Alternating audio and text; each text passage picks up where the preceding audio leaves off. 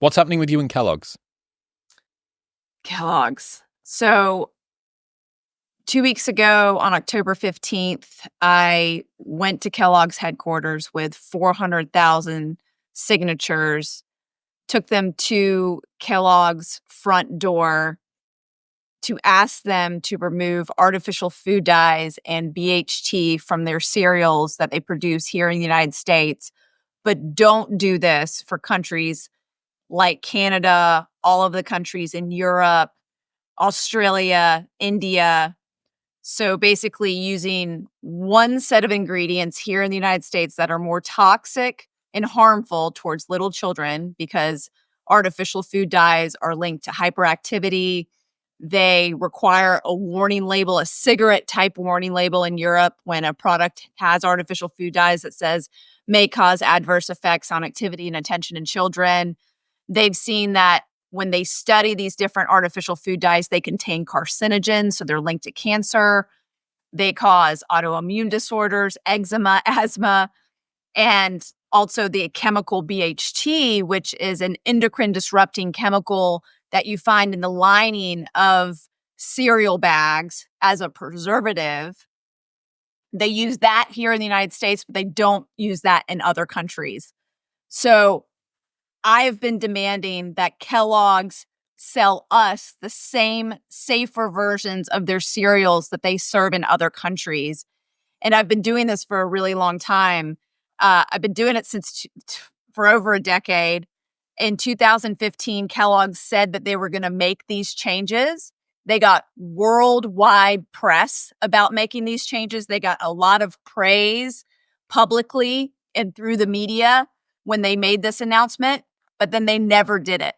They said they would do it by 2018, and instead they created new cereals to hook modern children of today, like Baby Shark and Peeps and Little Mermaid and Elf on the Shelf and all of these different trick or treat type cereals to get people to buy their cereals. And it's really sad because not only did they lie to us, they continue to sell American children an inferior, less safe version of their cereals. Is it true that they make those cereals in the same factories as the cereals that don't have those same dyes in? Is there any truth to that? At one point, I believe the Canadian cereal was being produced here in the United States, and they were shipping it over the border. I think now they have a Canadian manufacturer now, a factory. But yeah, that was. So they had the capacity to do it. So we're going to talk a lot today about some of the more nefarious activities, maybe of people's favorite high street food brands and stuff like that. Why do brands do this? Is it cheaper? Is it laziness? Is it something New World Order trying to sterilize the population? What's your reasoning behind this? What's your justification that you think they're doing it for? There's a few different reasons. The first reason is that a petroleum coal tar based dye is cheaper to put into a product than carrot juice, watermelon juice, blueberry juice that they're using in other countries to color these cereals, okay? And other products for that matter. It's cheaper. The second thing is it doesn't break down as fast, right? Petroleum lasts forever. Carrot juice, goes rancid. So from a preservation standpoint of how long you can keep a cereal on the shelf, it matters. So it's all about money and it's all about greed. In the same way they're using BHT to line the insides of the cereal bags, it's a preservation thing. And the fact that the FDA has allowed our food companies here in the United States to create these chemicals, to approve these chemicals for use under their own safety data, not any third-party regulatory fashion. This is happening in the food companies themselves. They've decided it's okay to use these chemicals. And the FDA hasn't even reviewed, for example, red number 40 since 1971. And they don't even know the amount that the American public is consuming at this point, which we've done some studies and data, and there's been a study done in Purdue University about how it's been a dramatic increase in terms of over 500% increase since food dyes were introduced to our food supply in terms of how much we're actually consuming as the American public. And this is something that food companies continue to do because no one's holding them accountable. And this is why I had to march to Kellogg's headquarters to do this, because no one's doing it. How much do you lay at the feet of the food companies? How much do you lay at the feet of the FDA? And why is America so unique in it's like this weird island food desert type thing, but it's not. It's like a food additive desert, but whatever, a food additive oasis. Right. Yeah, we have the worst food system in the world. And we have all of the big food companies that are American food companies making better, safer products overseas for all these other countries. And this is something that has to be addressed. First of all, I believe that it is a moral obligation, an ethical obligation. If you can make your product safer, then you should do that. And not doing it is anti-American, especially when it's an American company doing this. And the worst part about it is that these food companies know their product is causing harm because 20 years ago, when the Southampton study came out, European regulatory agencies decided that they would put the cigarette-type warning label on any product that contains dyes. And when they did that, these food manufacturers in America didn't want that warning label. They said, oh, no, we don't want to warn, parents that this could cause hyperactivity. So we're going to voluntarily remove these chemicals from our products, and we're going to create a safer version for all of these other countries. That right there is completely sinister. To find out that your product could cause this issue in children and decide not to change it across the board. And that policy, that unethical business practice has to stop with American companies. And that's why we have targeted Kellogg's first with our campaign. And me and other amazing health leaders, doctors, activists are going to go after the entire food industry at this point, because this is something that's happening not only with Kellogg's, it's happening at McDonald's. It's happening with PepsiCo. It's happening with General Mills. It's happening at Kraft Heinz. It's happening everywhere across the board. And I want to send a huge message to the food industry that they can't get away with this anymore. If they are already making a product that has less chemicals and is safer, they have to do it for their own American citizens. What's the story of the food industry over the last few decades? How would you describe it? We've created a toxic soup, Chris. Over the last 50 or so years, the majority of food chemicals that have been produced and put into our food supply have been invented for one sole purpose, and that's to improve the bottom line of the food industry. Everything from a preservative chemical to an addictive chemical that makes you eat more of that product than you should, the mouthfeel, the emulsifiers, the flavorings that trick your olfactory system in your head. Every time you open up a package or you rip open a bag, every single ingredient, I would say 99% of them, are there to make the food companies money and not improve our health. And so the majority of foods in the grocery store right now, I would say anything in a package or box or bag that doesn't have 5 or less ingredients is something that is literally harming your health, because the ingredient itself, first of all, likely doesn't have safety data around it. There's this underlying implication that when a food chemical or anything that's been introduced to the food supply goes through rigorous testing at the FDA. There is nobody at the FDA testing anything. They actually look at the data that the food companies themselves produce, and they just let it be called generally regarded as safe. There's no one actually holding the food companies accountable and saying, hey, we need to look at these chemicals and see the safety data and prove that these chemicals are safe before we allow them in our food system. Is it a hangover from previously food was just food? It was something that you ate and maybe you wrapped it in plastic. There are only so many degrees of perversion and molestation that you could do with food. Whereas for something like a drug, if we're going to release a drug onto the market, then we need to go through different trials and we need to do so on and so forth.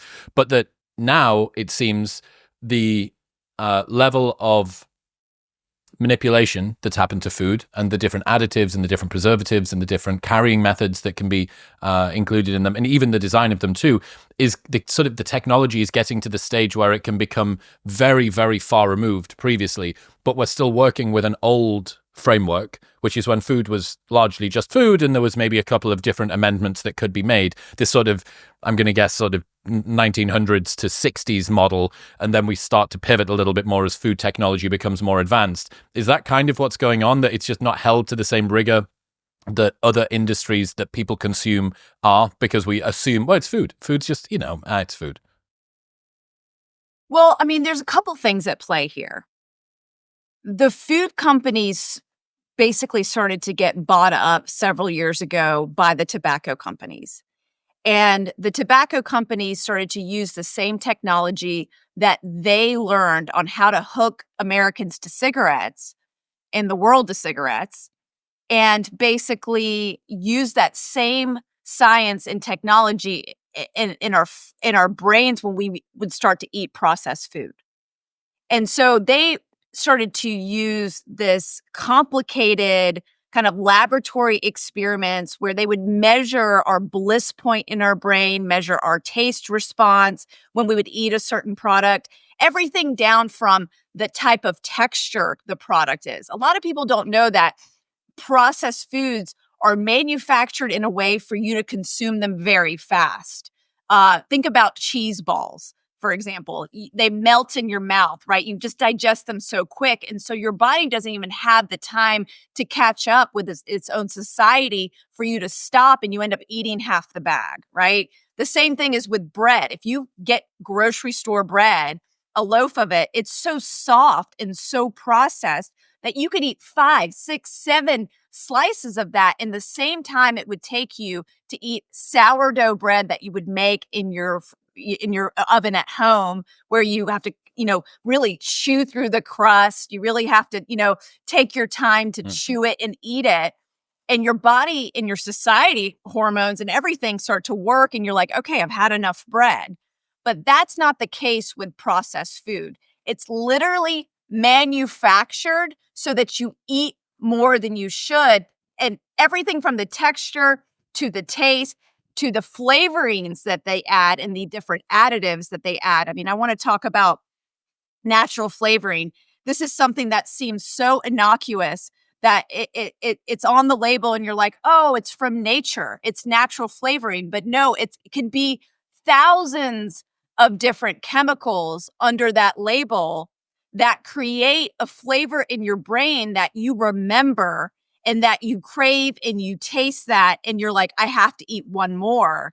And without that flavoring component, the food manufacturers would really be in a lot of hurt, because we would stop eating at just a little bit. It's kind of, I'm thinking about this from the standpoint of the food manufacturers, that what we're asking them to do is almost make foods less palatable. They need to be less enjoyable. And you think, well, who wants that? Who wants food to be less enjoyable? Surely the job of a food design company is to make foods that are tasty and people enjoy them and they want to have them. And sure, maybe they get them to eat more, and that's, capitalism or whatever. So is it your stance that there is a step change in how they've been able to hack our physiology, our olfactory system, our texture detection, aurification, as it's known. They've been able to get in and play now sort of outside the bounds of what is reasonable for food companies to do, because assuming, I'm going to guess that you're not going to say all foods need to taste like gravel and it should make the experience as unenjoyable as possible for everybody involved. Like, listen, real food does not taste like gravel, right? I mean, I eat a real food diet. I love everything that I have for breakfast, lunch, and dinner. I think it tastes amazing. But I stay the same way. My health is awesome because I'm eating real food with real nutrition, and my body isn't being subjected to these food industry tricks that have happened at a level that I can't even comprehend. I mean, our entire food system has been weaponized against the human body to the point now our rates of chronic disease are astronomical. I mean, like literally, we were going to have a situation where we are going to break down as a human society unless we take a look at this and see what's been done and people know the truth. How much do you lay at the feet of ultra-processed, calorie-dense, hyper-palatable foods that are easy for people to find, consume, and eat too much of? And how much do you lay at the feet of the specific ingredients and endocrine-disrupting effects and so on and so forth? It seems to me that most of the arguments come from either a overconsumption side, leading to higher BMIs, downstream from that, lots of health problems. But then there's this sort of other area, which is maybe to do with what's the constituent parts of these foods and so on and so forth. How do you come to think about these two areas? I mean, both of them are synergistic, both of them are problematic. And, you've got on one hand, the overconsumption of food that is not nutritious. It's actually not doing anything for your mitochondria in your body. It's leading to metabolic syndrome, and that leads to so many different chronic diseases. So what's metabolic syndrome? Sorry. Metabolic syndrome is a condition that happens in your body that basically turns on factors for diabetes and cancer and heart disease. It basically is when the organs in your body stop functioning, your liver, your pancreas, other parts of your digestive system actually stop functioning so that you become more insulin sensitive, you become more prone to cancer, you become more reluctant to have heart disease. And so this is something that Dr. Casey Means and Callie Means talk about in their book, Good Energy, that this is something that is literally attacking the entire body when we're eating this food. And it's up to us to really know the truth about what this food is and if it is even food. I mean, can you even call it that at that point when it's, 50, 60 different chemicals in a Subway sandwich or, in a Chick-fil-A sandwich for that matter. It's something that we have to take a good look at in terms of how these chemicals interchange with each other. But here's why I think I've been effective at getting people's attention, because I've broken down these chemicals for people to understand. And I've told them why they're there and why the food industry is using them. And they decide on their own that, hey, I'm not going to be part of this experiment anymore. I don't want that chemical in my body. If it is taken out in a study, whether it causes hyperactivity or if it's linked to cancer or if it has some endocrine disrupting property, those are all reasons not to consume those chemicals. And I think those are strong reasons.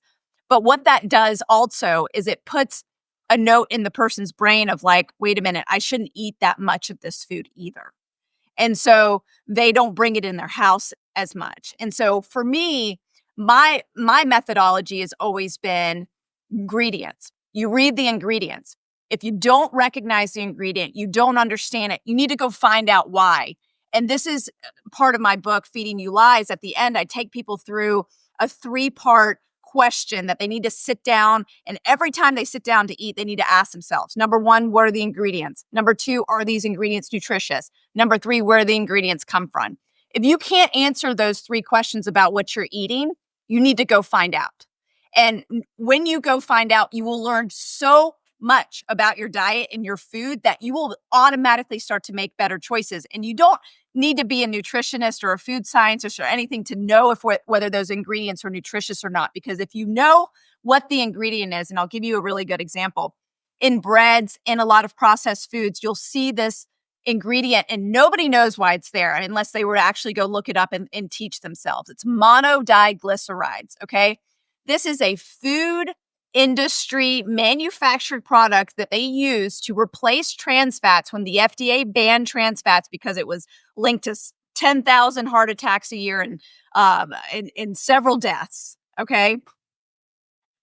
When they banned this chemical, partially hydrogenated oils, from our food system, the food manufacturers had to find a way to still preserve oils in products. And they came up with this monodiglycerides. And so it still even has, trace amounts of trans fats in it. And it's a chemical they're using from a preservation standpoint.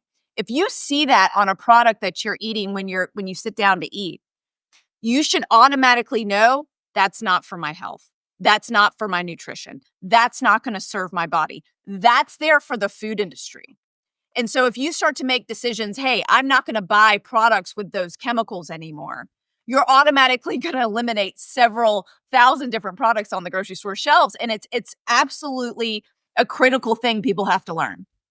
What are your hit list of what are the biggest concerns you've got in terms of ingredients? You've just mentioned one there. BHT was something else. So we're talking about, I guess, packaging. What are the main culprits? I'm aware that there's probably an awful lot. What are the ones that are carrying most of the weight and doing most of the damage, in your opinion? Yeah, any kind of processed seed oil. So cottonseed oil, canola oil, corn oil, soy oil. The majority of those come from genetically engineered seeds that are designed to withstand heavy doses of glyphosate, which has now been linked to cancer in many different court cases across the United States and awarded plaintiffs billions of dollars. Okay. So this is a closed shut case on our oils are being produced with this very toxic chemical. Then the way the oils are actually extracted, they're extracted with hexane and different chemicals, deodorizers, and bleach agents before they get to the supermarket.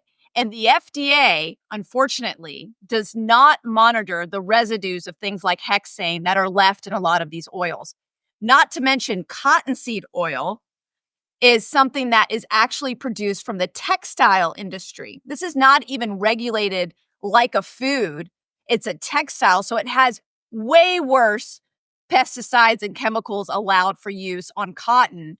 But they found out that they could use this byproduct in our food system, and it's actually one of the what was the main ingredient in Crisco and in trans fats for so long until I think a lot of manufacturers have started to remove cottonseed oil, although you see it all the time. It's everywhere.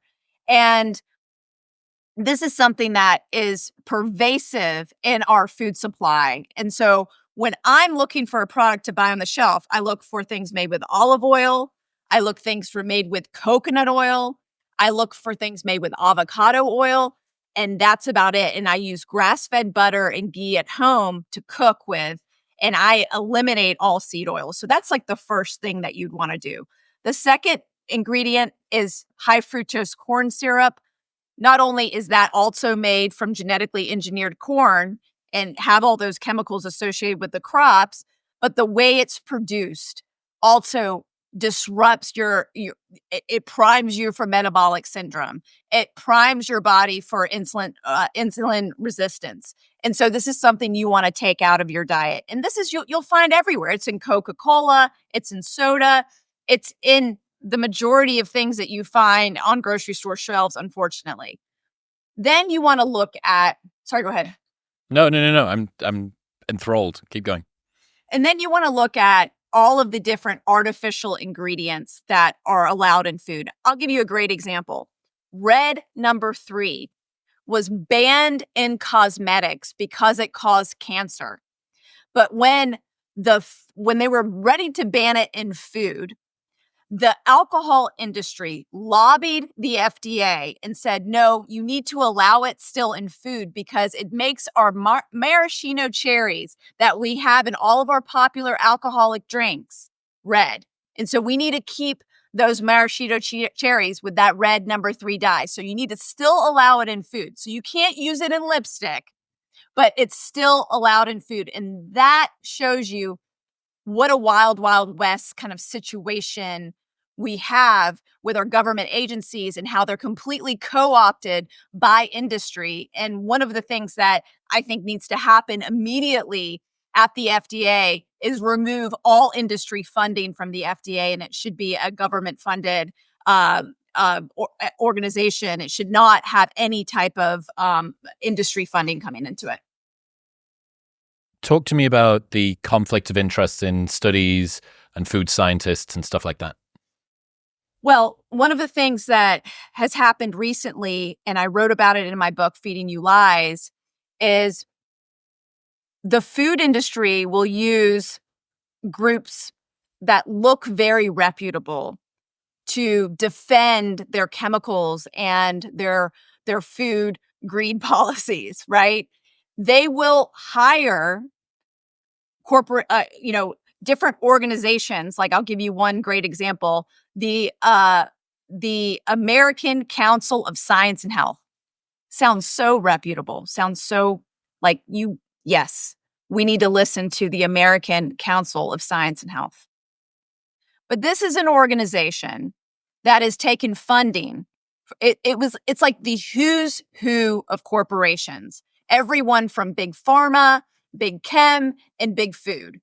They've taken money from Kellogg's. They've taken money from Coca-Cola. They've taken money from Bayer. They've taken money from Syngenta, McDonald's. I mean, it is insane. And their main objective is to do character assassination on anyone who is speaking out about their products, and then to also confuse the public into thinking that consuming these chemicals and these foods are completely safe. And they've just released a hit piece on myself and Eva Mendez, who has been yeah, you saw it. So a huge supporter of our campaign on Kellogg's, and Dr. Will Cole. And this is what they do. And back in the day when I was going up against a lot of these food giants, I was very naive. I didn't know that I would literally have paid organizations trying to take me down. And it was pretty much right after I think I got Subway to remove azodicarbonamide, a chemical that you find in yoga mats and shoe rubber. You know, if you turn a yoga mat sideways and you look at the air bubbles, it's like evenly dispersed. It looks like a Subway sandwich. Oh, no. Well, it evenly disperses the air bubbles in rubber. Well, it does the same thing in bread. And so they wanted the bread to look and feel the same in every single Subway. You know, that's what fast food is, right? You want it to be the same and uniform. And so this was a chemical they were not using in other countries. If you got caught using it in Singapore, you got fined $450,000. And I petitioned Subway to remove this chemical because I didn't think eating that chemical was eating fresh.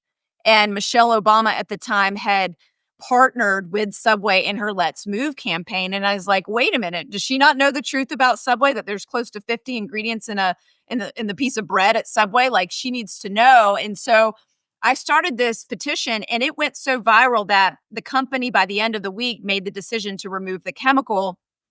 And not only that, but every single bread manufacturer in America virtually removed the chemical too. So we shut down the azodicarbonamide chemical factory. Okay. So you can only imagine how much money was involved with reformulation, removing that chemical, changing all the ingredient lists, all the packaging, all the things that the food industry had to do at that point. You're a big spanner in the works of a lot of the operations.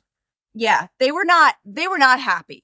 And so as a result, I started to be targeted by these organizations, these front groups, and paid for in quote unquote independent experts that started to show up in every single article that was detailing my work. On one hand, it would say, you know, Vani has gotten these chemicals out with her Food Babe Army and all these concerned citizens. And on the other hand, she doesn't know what she's talking about. She's pseudoscientific. She's got no education. She has no right to talk about any of these chemicals. And She is dumb as a doornail. She's a food bimbo. She gets all. No, that was the headline of one of the biggest lobbyists against me and for the food industry. And he's quote unquote his nickname is Dr. Evil because he does that. I mean, he was against mothers for drunk drivers. I mean, he's just an evil man. But that was a headline in I think it was the Washington Post. Food bimbo. Another one is she gets on all these programs because she's easier to look at. That was written by a professor in McGill University in Canada who was getting paid by Monsanto, Bayer, to attack me, which I found out through Freedom of Information Request Acts that I submitted to his university. These are the conversations that we're having to destroy my character at the time. And because I was so unaware of what was going to go down taking on the industry, I became very scared because they went hardcore. I mean, death threats, rape threats, people coming by my house. Every single talk I gave that was a public talk had to have security there because people were trying to shut down the conversation. Presumably that's not operators from Kellogg's or Monsanto sending you that directly. Presumably that's people who are downstream from the news articles and that have read the criticisms of you and stuff like that. Yeah, so it was being funded by the chemical and food industry. However, they were using these front groups that you can't tell what the industry funding's happening behind the scenes because they hide it. And we weren't able to discover a lot of this until we were able to see it through FOIA documentation that this was actually happening. And then on top of that, there was, and this just happened 3 weeks ago, Lighthouse Reports released a expose about a private social network that was being funded and directed by the communications director at Monsanto to hold information about critics to the chemical and food industries, personal data, personal information, my address, my parents' phone numbers, my parents' names, my spouse's name on my profile, a 3-page dossier on how to, and doxing information on given to people of the chemical industry and the entire chemical industry to use this information against me anytime that my name would come up. And this was just found out 3 weeks ago, and it's an incredible investigation. I'm still actually comprehending it all, that this even was allowed to exist. But the worst part of it all was that the government was funding this through a program called USAID. And so the government and the chemical corporations were working hand in hand against activists like myself. And other people were in there too, notable people like Michael Pollan, Vandana Shiva, other activists who have spoken out about the food companies. So suffice it to say, they're not your number one fan, probably, at the moment. The New York Times coined me the, public enemy number one of the food industry. And I take that badge with a lot of pride because honestly, it's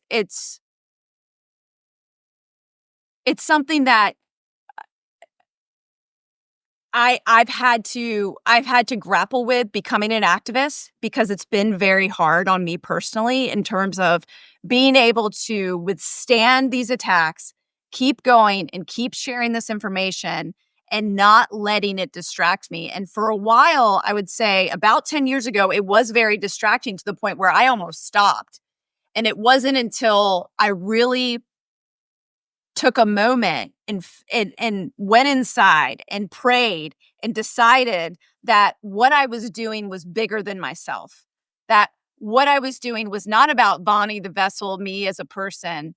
This was for the health of the world and for the right for people to know the truth about what's happened to the food industry.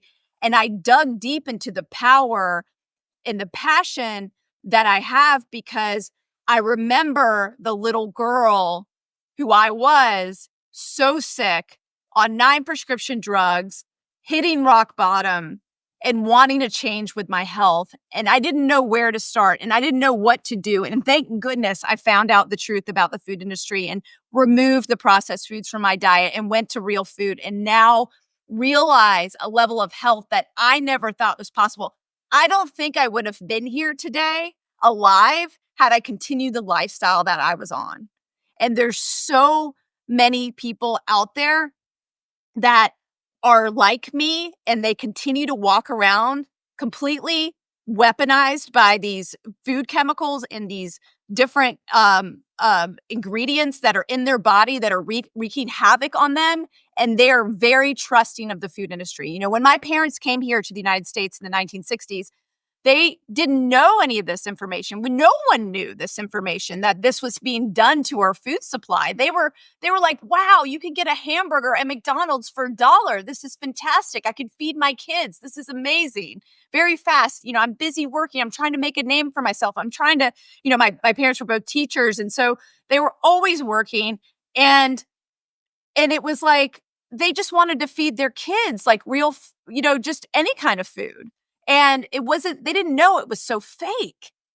And now this information, because of the internet and because of social media, I feel like we have a really unique point in time right now where we can wake up the world, and something that is so fabulous that is happening in the political landscape, that people are listening. And now not only the Democrats who it was largely a Democrat liberal issue to talk about the environment and the health and these chemicals, the other side is now talking about it too. And I can't think of anything better for this country than for everyone to know the truth about the food industry. And it has been the most exciting time of my career in the last 2 months because of this happening. I mean, I literally, when I saw on national news political candidates talking about chemicals in the way that they were,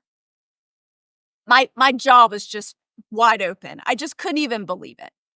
And not only has this kind of woken up the world, but it's now a time where I really think that we might have an opportunity, because of this widespread awareness, to enact real change. You mentioned before you had a run-in with Chick-fil-A. I quite like Chick-fil-A. Can you just explain for some of the people listening, what are your lowest ranked, most concerning American food establishments, and then what are some options that people can go to that you think are a little bit better? So let me just get this straight. You like Chick-fil-A? I love the taste of Chick-fil-A. It tastes good. Well, everyone loves the taste of Chick-fil-A. My mouth still waters when you say the words Chick-fil-A. So you like Chick-fil-A? Oh, it's fantastic. Are you kidding me? And they've engineered it that way. The second ingredient in a Chick-fil-A chicken sandwich is monosodium glutamate. Monosodium glutamate, MSG, is added to Chick-fil-A so that you remember the flavor, your mouth starts watering, you want to have that sandwich, you love it, right? And MSG is one of those additives that, when they're studying obesity-related diseases, they give to rats to make them fat so that they eat more than they should. And they crave the flavor, and they keep eating and eating and eating. And so for me, when I found out that was the second ingredient at Chick-fil-A, I lost my, I was mad. I was really mad. And I was so mad that I wrote an article called Chemical Filet or Chick-fil-A, because it had close to 100 ingredients. That's just one of the problematic ingredients in Chick-fil-A, but several others. And it went so viral that the company reached out to me and invited me to their headquarters. And when they invited me to their headquarters, I had to take off from my regular day job.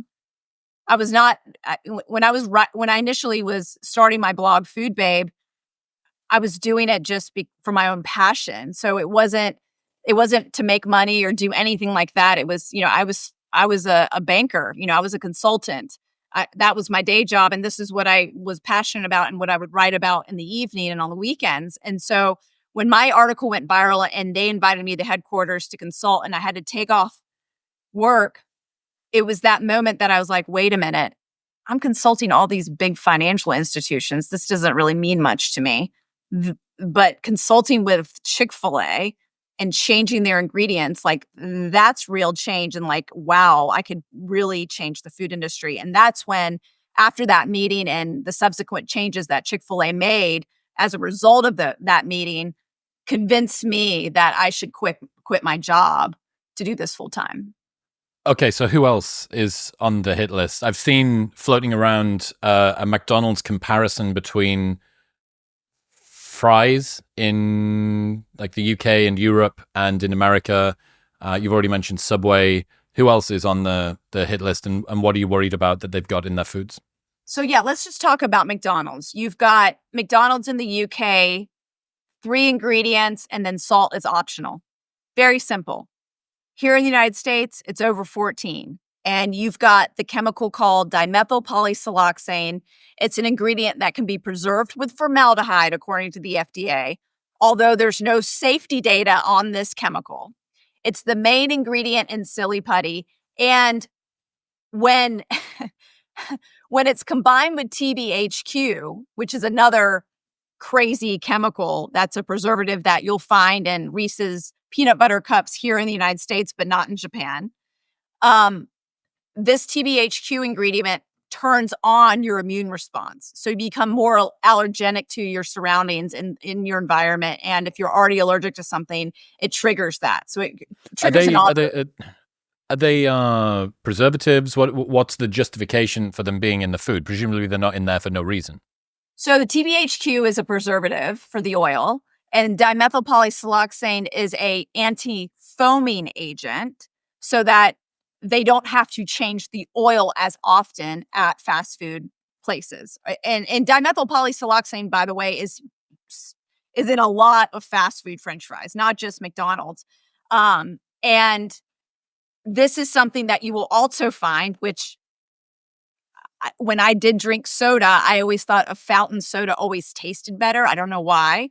But you will find this in a fountain Diet Coke, where you will not find it on the label of a Diet Coke that you buy in a bottle. But when it's coming out of a fountain, they add dimethyl polysiloxane to Diet Coke.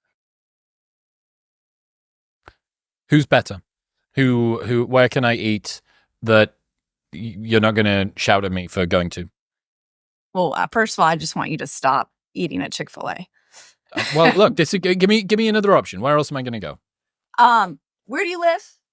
Austin, Texas. Okay. Gosh, you have so many good places to eat. Well, you can go to True Food Kitchen. You can go to Chipotle. Chipotle is a great option. They removed all GMOs as a result of one of my campaigns as well. And they have probably the least amount of chemicals in their food in terms of a fast food. Sweet Green. Do you have Sweet Green there? We have they multiple. They removed all seed oils. That's a great option for fast food. What about Flower Child? Love Flower Child. A lot of their ingredients are organic. They've also removed most seed oils.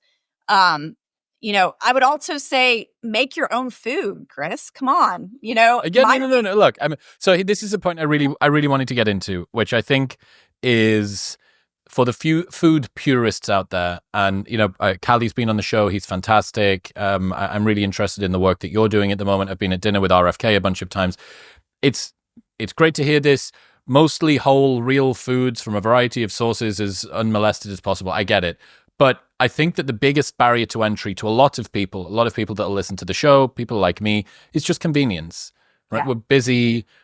We need to be able to balance the things that we want to do in life. And I know that, if you eat sufficiently badly, talking about, well, what I'm doing is I'm saving myself time because I'm so busy. It's like, you're going to lose time if you get sick in future. So I understand that it's a value trade, but I think that we kind of need to meet people where they're at. And where I'm at is someone who a lot of the time doesn't have all that much time to actually get into the nuts and bolts of cooking stuff. And, there's, I guess, two two elements there. First off, how can someone shop better in the supermarket? And secondly, what are the labels? You've mentioned that there's some perverse incentives, regulatory bodies and agencies and stuff. What USDA? Is USDA any good? I've heard that organic doesn't actually mean all that good, but maybe it does. I've heard that non-GMO is maybe not all it's cracked up to be. What are the things that people should be looking for beyond not too many ingredients in the food, obviously? How can people shop more effectively, and what should they be looking for on packaging? Yeah. So let me just describe to you my favorite fast food, first of all. Whenever I am strapped for time, this is my favorite fast food, a smoothie. And this is one of the reasons why I started my company, Vani, where I created the protein powder with the least amount of unnecessary chemicals as possible with all real food. And, like our vanilla has 5 real ingredients, all that you would recognize. And so I start off with that, but then I add fresh greens, whatever I have growing in my yard. And if you don't have a garden, no big deal. Just buy greens from the store, celery, cucumber, lemon, ginger, and then I add fruit and sometimes avocado for a little bit of fat or some hemp seeds. And that's it. And that shake is so delicious and so nutritious. It's got all of my vegetables. It's got the protein. It's got fruit. It's got everything, all the fiber that I need in there because everything's intact. It's in a smoothie. And I consume that. It takes me less than 10 minutes to make. And it's all real food ingredients and it's fast. It's much faster than going through the drive-through and it's much better on your body. So that's my hack for fast food. And I almost have that every single day for lunch because I'm working through lunch. I have 2 kids. Things are busy, right? The second thing is when you're shopping at the grocery store, choose the perimeter. All the fruits and vegetables, nuts, seeds, legumes, whole grains like quinoa, oats, brown rice, or even regular rice is fine. Just choose organic because organic has less arsenic. Pasture-raised eggs, pasture-raised or grass-fed cheese. I do a lot of goat cheese that I love because goat cheese is just easier to digest. I love any kind of yogurts that are grass-fed. I love a coconut yogurt if you're vegan. That's called Coco June. Great and so delicious. They have an unsweetened vanilla version that's fantastic. I eat a lot of chia seeds, different nuts, and then meats. Make sure they're grass-fed, pasture-raised. You can order any kind of sustainable meat now on the internet and have it shipped to your door frozen and have it ready stocked to go. And all you have to do is remember to defrost it. Really, you can defrost things fast too, but remember to defrost things the night before. Just plan out your meals so that you're not stuck in that situation of, oh gosh, I'm so hungry. The only thing that I can eat right now is this fast food because I don't want to think about what to eat and how to prepare it and do whatever. And you just need to come up with 5 or 6 meals that you can repeat at home that your family loves. And this is one of the reasons why I've written 2 cookbooks, Food Babe Kitchen and Food Babe Family, with things that the whole family can sit down and eat. You're not making different things for each person and being a short order cook. You're eating one meal as a family. Everybody likes it. It's nutritious. It's real food. And it's fast. I don't like spending, all day in the kitchen. And, I want things to be 30 minutes or less. And so a lot of my recipes are that way. So I would highly recommend that number one, you start cooking at home. You pick the ingredients yourself. You know what you're eating. That's going to be the best solution to the situation that we're in terms of our food system. And that's the way I've decided to be revolutionary in my own life.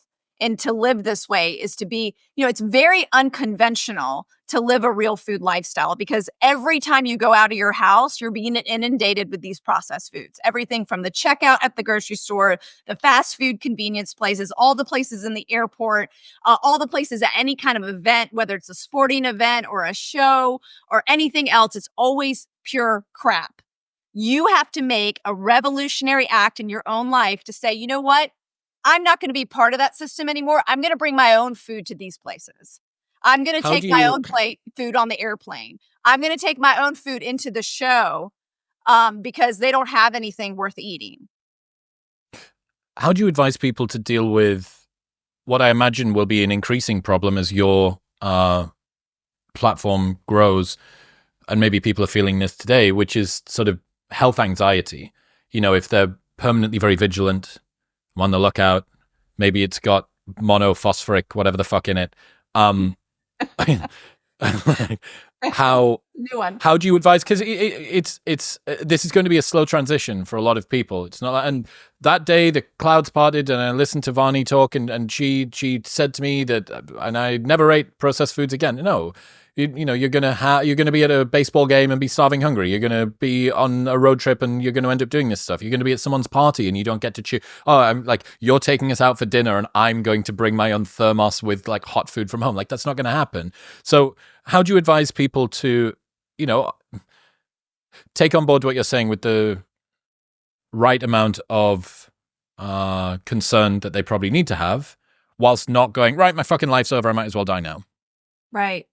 Well, first of all, you just need to stop making excuses, because honestly, in order to live a healthy life in the system that we have to have those situations where you might bring your own food to a party, you know, your own dish that you eat, right? Because you know everything else is crap.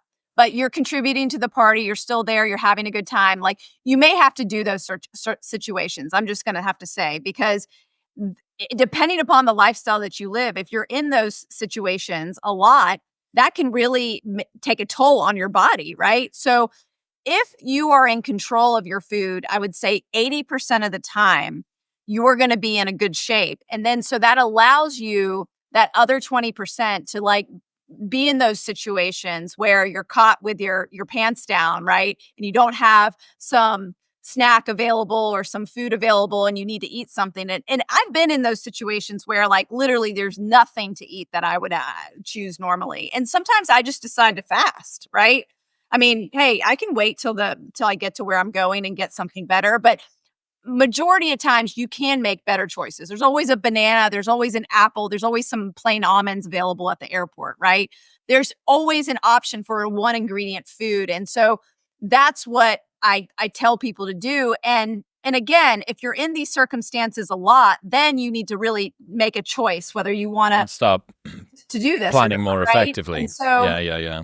So I think you remember when intermittent fasting became a really big thing in the bodybuilding world. There was another version called Carb Night. Carb backloading was a version of this where you would basically macro fasting throughout the day, and then you would have your carbs in an evening time.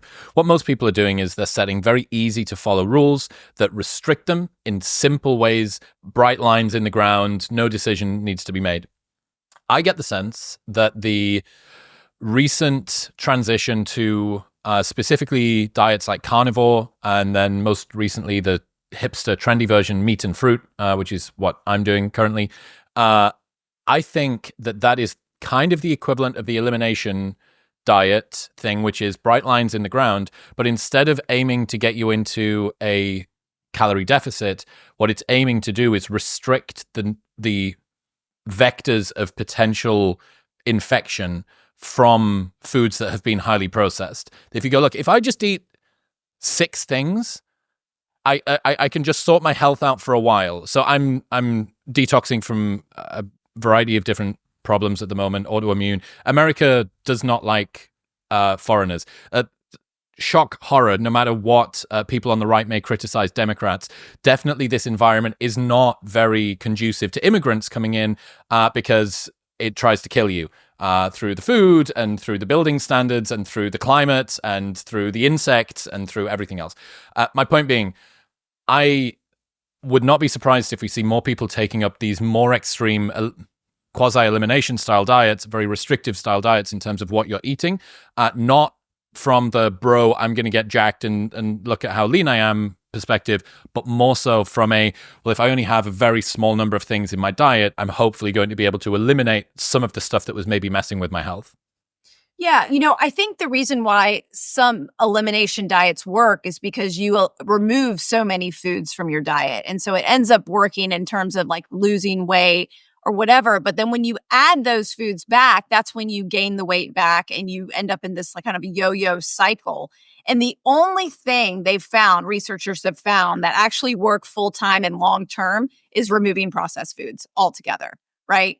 If you eat real food and let's say less than 10% of it's processed, that is the diet that literally withstands all of the other diet literature out there as far as what actually works long term and keeps you off of that yo-yo dieting strain. And I've seen that in my own body, having 2 children, where I was a little concerned. I was like, wow, I've gained 40 pounds having this child. Like, am I going to be able to lose this? Am I going to be one of those people that just can't lose it?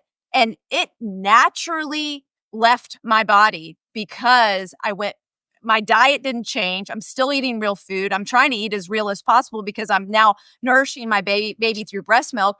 And it just went off naturally. I didn't have to diet. I didn't have to go on some workout program. I didn't have to do anything extreme. It's because I was eating real food this entire time. And it's why I've been able to maintain my weight now for 20 years and not have to do anything extreme. And so like, my plea to all of the people out there that are struggling with weight is go to real food, because real food will send the signals to your brain for you to stop eating. It will send the signals to your body to be healthy. It will you will get off your prescription drugs. You will start to realize a level of health that you never thought was possible. And even more than all of that, those aesthetic reasons, right? And internal health reasons, I think there's a bigger thing at play. I don't think people's brains can function at the highest level that it needs to function until you get real nutrition and real food. And you will not find out who you are meant to be in this world and give back to the world in the way that you're supposed to until you get your body completely clean of all of these chemicals. Vani Hari, ladies and gentlemen. Vani, I am watching with a combination of fascination and trepidation for this stuff that you're doing and the wars that you insist on getting yourself into. Where should people go if they want to keep up to date with the stuff that you're getting up to? Just come on over to foodbabe.com. I'm the Food Babe on all social media. And thank you for having me, Chris. Heck yeah. I appreciate you. Thank you. Thank you.